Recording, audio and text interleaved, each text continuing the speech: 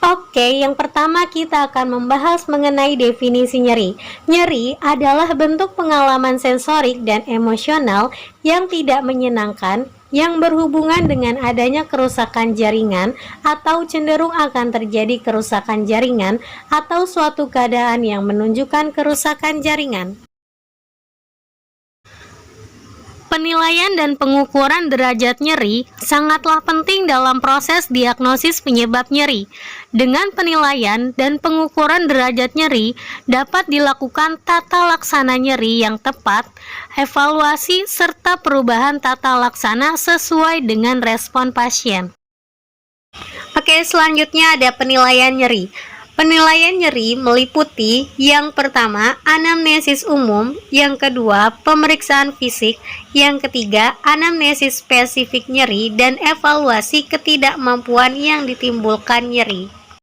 Untuk penilaian anamnesis spesifik nyeri dan evaluasi ketidakmampuan yang ditimbulkan nyeri terdiri atas lokasi nyeri, keadaan yang berhubungan dengan timbulnya nyeri, karakter nyeri, intensitas nyeri, gejala yang menyertai, efek nyeri terhadap aktivitas, tata laksana yang sudah didapat, riwayat penyakit yang relevan dengan rasa nyeri, faktor lain yang akan mempengaruhi tata laksana pasien.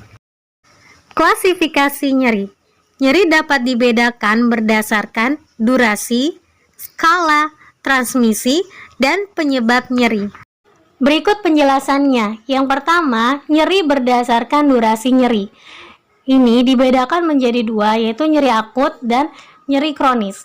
Nyeri akut itu datang secara tiba-tiba dengan durasi yang singkat dan bersifat sementara. Keberadaan nyeri jelas dan besar kemungkinan rasa nyeri cepat hilang, dan area nyeri dapat diidentifikasi. Selanjutnya ada nyeri kronis. Nyeri kronis dapat menetap atau kontinu selama lebih dari 6 bulan. Intensitas nyeri sukar untuk diturunkan, area nyeri tidak mudah untuk diidentifikasi, rasa nyeri biasanya singkat, nyeri bersifat kurang jelas, dan kecil kemungkinan untuk sembuh. Selanjutnya yang kedua, nyeri berdasarkan skala nyeri. Skala 0 tidak ada nyeri, skala 1-3 nyeri ringan, skala 4-6 nyeri sedang, skala 7-9 nyeri berat, dan skala 10 nyeri tidak terkontrol. Yang ketiga, nyeri berdasarkan transmisi nyeri, yaitu ada nyeri menjalar yang terjadi pada bidang luas dan pada struktur yang terbentuk dari embryonic dermatom yang sama, dan nyeri rujukan atau referred pain yang bergerak dari suatu daerah ke daerah lain. Yang keempat, nyeri berdasarkan sumber nyeri, yaitu ada nyeri superficial yang bersifat tajam, menusuk, dan membakar.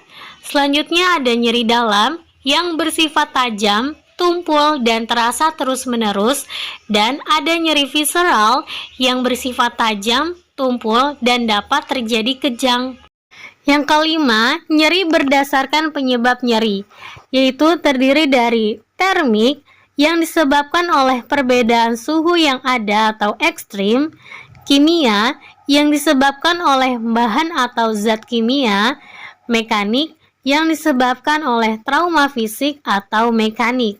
Selanjutnya ada elektrik yang disebabkan oleh aliran listrik, lalu ada psikogenik tanpa diketahui adanya kelainan fisik dan bersifat psikologis. Lalu yang terakhir ada neurologis yang disebabkan oleh adanya kerusakan pada jaringan saraf. Oke, sekian pembahasan kita mengenai nyeri. Kamsahamnida ya tabun. Annyeong, semoga bermanfaat.